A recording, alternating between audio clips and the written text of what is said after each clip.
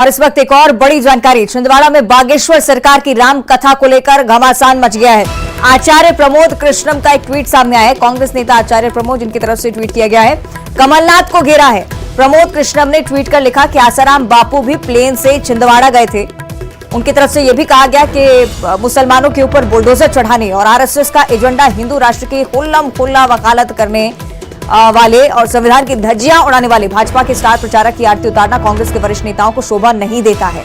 आज गांधी जी की आत्मा रो रही है, तड़प रहे होंगे पंडित नेहरू भी, भगत सिंह भी, लेकिन सेकुलरिज्म के ध्वजावाहक जयराम रमेश, दिग्विजय सिंह, कांग्रेस अध्यक्ष मल्लिकार्जुन खड़गे सब खामोश हैं। आचार्य प्रमोद कृष्णम ने ट्वीट किया है, अपनी ही पार्टी के नेताओं को घेरा है। राहुल गांधी, प्रियंका गांधी का भी इस ट्वीट में जिक्र है, टैग किया गया है।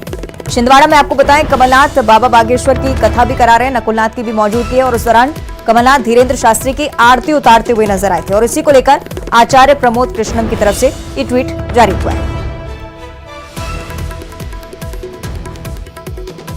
तो आचार्य प्रमोद कृष्णम की तरफ से तमाम सवाल खड़े किए गए हैं बाबा बागेश्वर की कथा को लेकर। साथ ही साथ आरती उतारने जब कमलनाथ पहुंचते हैं, उन तस्वीरों को लेकर भी बवाल की स्थिति आपने देखा होगा। पहले पंडित धीरेन्द्र शास्त्री बीजेपी से जोड़कर जिन्हें देखा जाने लगा था, उसके बाद कमलनाथ की तरफ से जब कथा का आयोजन करवाया गया तो ये निशाना साधा इस ट्वीट के जरिए कि बीजेपी के स्टार प्रचारक को आप अपने कार्यक्रम में कैसे बुलाएं।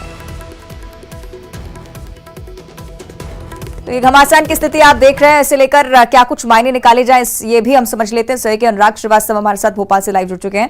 अब अनुराग, ये स्थिति, हालांकि हमने इसका अंदाजा पहले नहीं लगाया था कि किसी कांग्रेस नेता की तरफ से भी विरोध जताया जा सकता है, आगे क्या कुछ हो सकता है अब?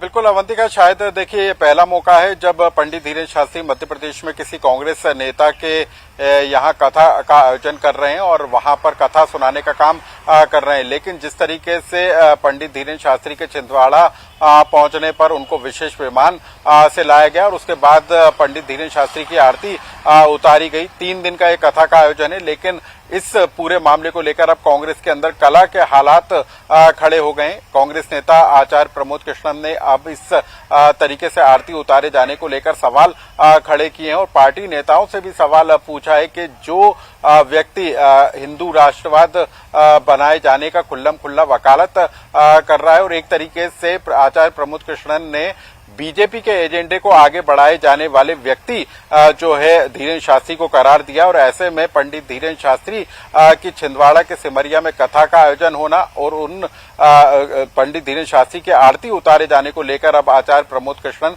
सवाल उठाते हुए नजर आ रहे हैं। तो कुल मिलाकर कांग्रेस पार्टी के अंदर अब इस कथा को लेकर ही कला खड़ी होती हुई नजर आ रही है। हालांकि जो पंडित धीरेन्द्र शास्त्री हैं वो हिंदू राष्ट्र बनाए जाने की पैरवी कर रहे हैं। कमलनाथ का भी एक इससे पहले बयान आया था और उन्होंने कहा था कि देश संविधान से चलेगा, लेकिन जिस तरीके से बीजेपी के नेता पंडित धीरेन्द्र शास्त्री के बयानों का समर्थन करते हैं, उसके बाद आचार्य प्रमोद कृष्णम कह रहे हैं कि ये एक तरीके से बीजेपी का एजेंडा आगे बढ़ाने का काम कर रहे हैं और ऐसे व्यक्ति की कथा बिल्कुल और इस आयोजन से पहले भी अनुराग, कहीं ना कहीं इस बात की चर्चा थी कि हिंदुत्व को साधने की कोशिश कांग्रेस की तरफ से की जा रही है, लेकिन शायद कुछ और ऐसे नेता भी जिसे हमने देखा है बेबाकी से बयान देते हुए नजर आए। पहले लक्ष्मण सिंह की तरफ से भी पहले विरोध दर्ज करवाया गया और उसके बाद अब आप देखते हैं कि कांग्रेस में ऐसे नेताओं की श्रृंखला भी आगे आ रही है जो बेबाकी से इस दौरान बयान दे रहे हैं। चुनाव भी है आगामी समय में, ये कहीं ना कहीं बैकड्रॉप होगा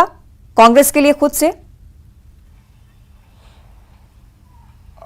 बिल्कुल अवंतिका, देखिए सबसे बड़ी बात यह है कि छिंदवाड़ा में कराए जाने का मकसद एक ये भी है कि भले ही इस पूरे कार्यक्रम को धार्मिक आयोजन का नाम दिया जा रहा हो, लेकिन 2023 के विधानसभा के चुनाव में छिंदवाड़ा की 7 विधानसभा सीटों को अपने कब्जे में बनाए रखने की कोशिश एक तरीके से कमलनाथ की है।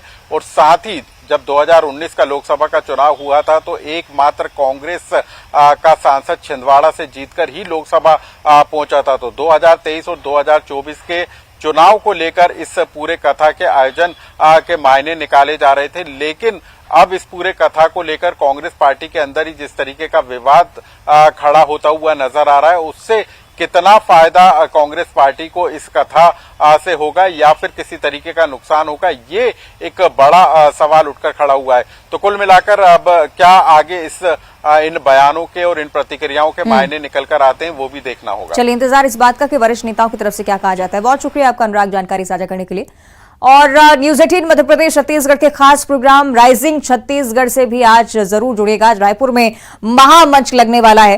राजनीतिक हस्तियां, जाने माने कलाकार शिरकत करेंगे राइजिंग छत्तीसगढ़ में। हम चुनाव की तो चर्चा करेंगे ही, साथ ही साथ छत्तीसगढ़ के विकास पर भी सीधी बातचीत होगी। कार्यक्रम में राजनीतिक हस्तियां शामिल होंगी। बॉलीवुड एक्ट्रेस भाग्यश्री भी मौजूद रहेंगी। बॉलीवुड एक्ट्रेस सौम्या टंडन को भी आप उसी मंच पर देखेंगे। भाभी जी के नाम से आप उन्हें जानते होंगे। साथ ही चर्चाओं में शामिल रहेंगे छत्तीसगढ़ फिल्म स्टार्स भी। मन कुरैशी और अनिकृति चौहान की भी मौजूदगी